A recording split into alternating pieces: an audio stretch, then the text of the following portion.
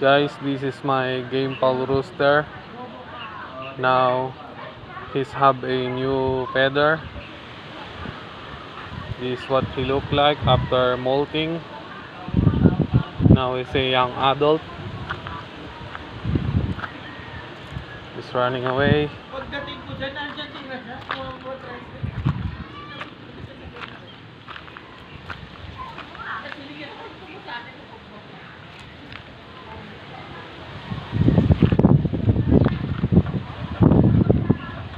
There he is.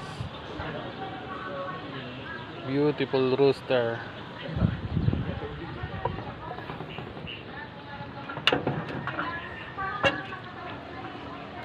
Very beautiful rooster with new feathers. His bloodline is pure hatch.